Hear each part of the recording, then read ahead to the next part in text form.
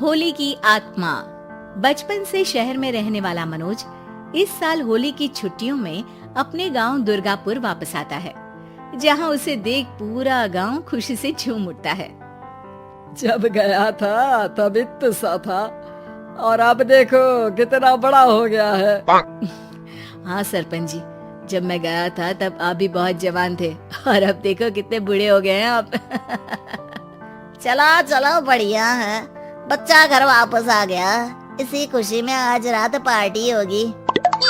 क्या बात है, गांव में भी पार्टियां होने लगी।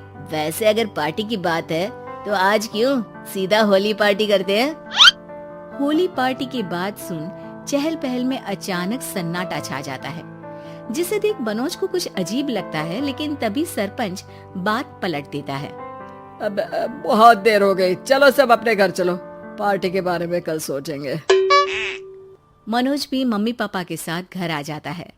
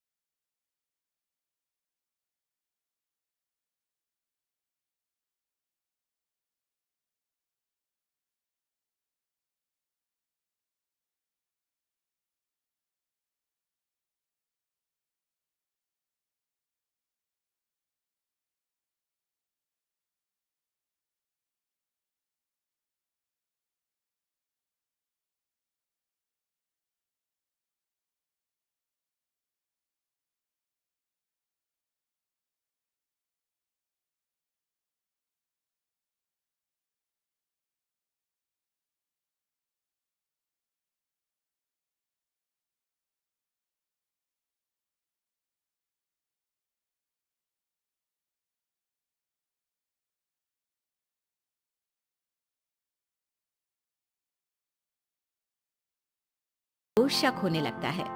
वो घर पहुंचते ही इंटरनेट पर अपने गांव और राजा भूषण के बारे में जानकारी निकालने लगता है। क्या? मुझे आज तक ये नहीं पता था। ऐसा कैसे? किसी ने मुझे कुछ बताया क्यों नहीं? सारी जानकारी लेने के बाद मनोज गांव वालों या अपने मम्मी पापा से कुछ पूछे बिना खुद ही उसकी सच्चाई के बारे में छानबीन करने लगता है, जिसके चलते वो राजा भूषण की हवेली में पहुंचता है। वाह, क्या हवेली है यार। पर क्या यहाँ सच में कोई भूत है? हेलो भूत जी, कोई है क्या? हम इस साल गांव में होली सेलिब्रेट कर रहे हैं, क्या आप उस पर थोड़ा इंटरव्यू देंगे? मनोज के ऐसा बोलते ही गांव में तूफान उठ जाता है और हवेली में रखी सारी चीजें हिलने लगती है। एक अदृश्य शक्ति मनोज को धक्का देकर हवेली से बाहर निकाल दरवाजा बंद कर लेती है। ये सब देख मनोज हैरान रह जाता है। क्या अभी मुझे हवा ने धक्का देकर बाहर निकाल दिया? मेरे होते हुए इस गांव में कभी होली नहीं बन सकती, इसलिए दोबारा ऐसी कोशिश भी मत करना, अंजाम बुरा होगा। आवाज सुन मनोज हैरानी से इधर उधर देखने लगता है, पर उसे कोई दिखाई नहीं देता। वो गांव वापस आ जाता है, जहां तूफान की वजह से सब कुछ तहस महस हो चुका होता है। आखिर ये तूफान आया कैसे? ना ऐसा कोई मौसम था और ना ही हमने होली का त्योहार मनाने की बात की थी। सरपंच की बात पर कोई रिएक्शन दिए बिना मनोज चुपचाप अपने घर चला जाता है। इस तरह देखते ही देखते होली का दिन भी आ जाता है और मनोज रंग लेकर गांव में निकल जाता है, लेकिन गांव पूरी तरह खाली होता है। अरे त्योहार का दिन है, धूमधाम की जगह मातम क्यों मनाया हुआ है? मनोज की आवाज सुन सब अपने घर की खिड़कियां खोल के घर के अंदर से ही उसे वापस जाने के लिए कहने लगते हैं, पर वो किसी की नहीं सुनता। तुझे पहले भी समझाया था, अगर होली खेलने की कोशिश भी की तो अच्छा नहीं होगा। अरे बात मान लो बेटा, तुम्हें सच नहीं पता। मुझे सब पता है।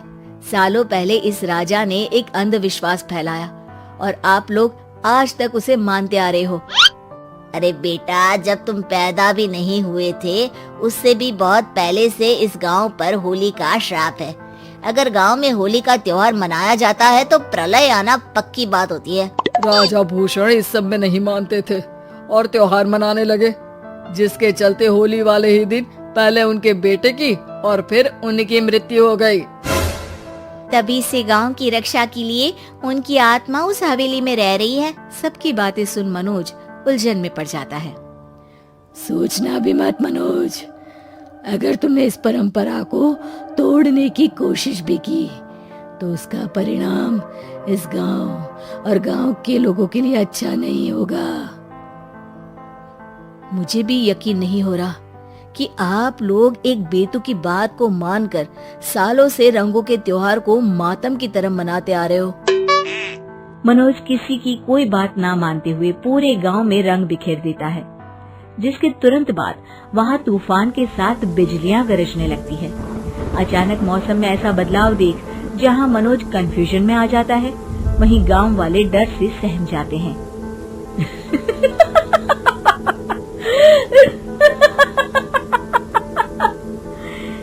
इस लड़के ने हमारे जैसे सिर्फ अपने स्वार्थ के लिए नहीं बल्कि पूरे गांव की खुशियों के लिए यहाँ होली मनाई है, जिस वजह से अब इस गांव पर होली का श्राप टूटता है। ऐसा बोलकर राजा का भूत वहां